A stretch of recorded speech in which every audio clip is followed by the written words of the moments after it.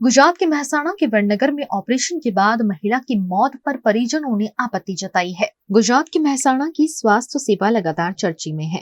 वडनगर में दृष्टि हॉस्पिटल के सर्जन डॉक्टर वसंत पटेल ने छाबलिया गांव की महिला के गर्भाशय का ऑपरेशन कर दिया। ऑपरेशन के बाद ज्यादा ब्लीडिंग से महिला की मौत हो गई। इस मामले महिला के परिजनों ने जिला स्वास्थ्य अधिकारी से शिकायत करते हुए सर्जन डॉक्टर के गायनेक ऑपरेशन करने पर सवाल उठाए हैं।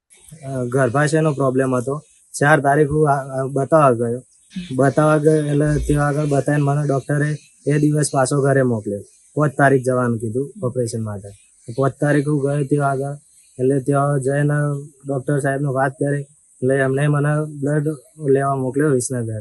બ્લડ લેવા માટે હું ગયો એટલે બ્લડ લઈને આવવાની થોડી વાર હતી ત્યાં મારા ત્યાંથી ફોન આવ્યો એમનો।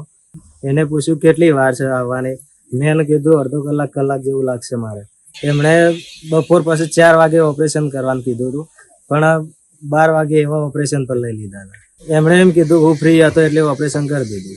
બીજા દિવસ સવારે બ્લડની બોટલ ચડાવી। એ બ્લડની બોટલ પૂરી થયા પછી 2-3 વાગતાને એવો પ્રોબ્લેમ થયો। પહેલાં અલગ હોસ્પિટલોમાં જે રિપોર્ટો કરાયા એ રિપોર્ટોમાં કોઈ જગ્યાએ ગાંઠ આવી નથી અને દૃષ્ટિ હોસ્પિટલમાં ઓપરેશન કર્યું એટલે ડૉક્ટરને 100 ગ્રામ જેવી અંદરથી ગાંઠ કાપીને અમને લોકોને બતાવેલી। લગભગ 1 મહિનાની અંદર બધા રિપોર્ટો ખેરાલુ વિસનગર આપણે કરાયેલા છે। એમને કોથળીનું ઓપરેશન કર્યા પછી 12 એ લોકો નીકળ્યા એટલે એમને ગાંઠ બતાવી કે જો અંદરથી ગાંઠ નીકળેલી છે।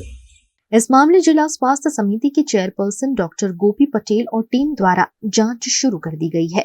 એ ઘટના સાચી છે કે એક દર્દી છે જેનું ઓપરેશન કોથળીનું ઓપરેશન થયા પછી બીજા દિવસે એમનું મૃત્યુ થયું છે અને એના માટે ગઈકાલે અમારી ઉપર CDHO દ્વારા કાગળ આપવામાં આવેલો છે અને એના અનુસંધાને આજે મેં મારી ટીમ મોકલી છે તપાસ અર્થે અને CEAના રજિસ્ટ્રેશન અર્થે એ લોકો તપાસ કરીને આવશે પછી અમને એના વિશે વિસ્તૃતમાં ખબર પડશે।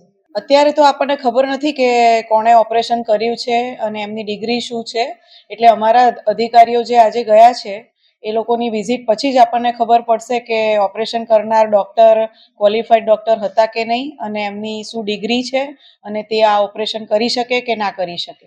એમાં અમારે સરકારને રજૂઆત કરવાની રહેતી હોય છે કે આ કેસમાં આવી રીતનું છે જો એમાં વિસંગતતા જણાય તો એનો અહેવાલ લખીને અમારે ડિસ્ટ્રિક્ટ રજિસ્ટ્રિંગ ઓથોરિટીને મોકલવાનો થાય છે અને સરકારશ્રીને પણ મોકલવાનો થાય છે અને આગળની કાર્યવાહી સરકારશ્રી લેવલથી થતી હોય છે।